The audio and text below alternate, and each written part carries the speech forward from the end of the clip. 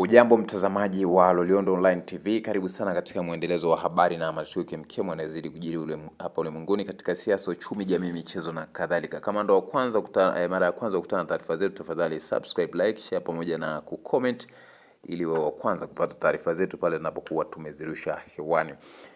Na kusogezea taarifa hii, inaeleza kuwa jeshi la polisi mkoa wa Mara limethibitisha tukio la mauaji ya watoto wawili wa familia moja waliofahamika kwa jina la Mwikabe Saina mwenye umri wa miaka 10, mwanafunzi wa darasa la 3, pamoja na mdogo wake Joseph Saina mwenye umri wa miaka 4, lilotokea katika kijiji cha Rungabure wilayani Serengeti mkoani Mara, huku chanzo cha tukio hilo likihusishwa na imani potofu za kishirikina.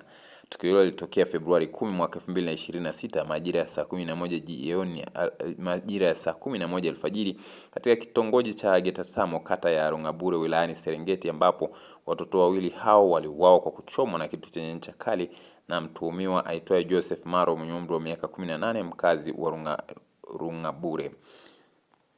Uchunguzi wa awali umebaini kuwa chanzo cha mauaji hayo ni imani potofu za kishirikina, ambapo mtuhumiwa alimtuhumu mama mzazi wa watoto hao kuwa anajihusisha na vitendo vya kishirikina vya kuwaloga ndugu zake.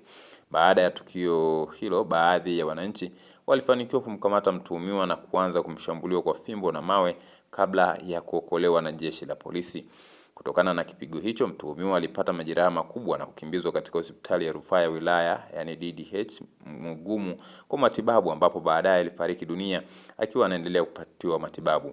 Jeshi la polisi mkoani Mara linaendelea na uchunguzi wa kina kuhusiana na tukio hilo, na hatua stahiki za kisheria zitachukuliwa kwa mtu yeyote atakayebainika kuhusika na mauaji hayo. Aidha, jeshi la polisi linatoa wito kwa wananchi kuacha tabia ya kujichukulia sheria mkononi na badala yake watoe taarifa ya uhalifu kwenye vyombo vya dola ili hatua zaidi za kisheria ziweze kuchukuliwa kwa mujibu wa sheria. Ni tukio hilo la kusikitisha ambalo limetokea huko mkoani Mara wilayani Serengeti, kama nilivyoweza kukupitisha hapo. Mtazamaji wa Loliondo Online TV, endelea kusubscribe, like, share pamoja na kucomment. Maoni yako unaweza kuyadondosha hapo kupitia YouTube channel yetu, na moja kwa moja tutayapitia mubashara kabisa. Asante na wakati mwema.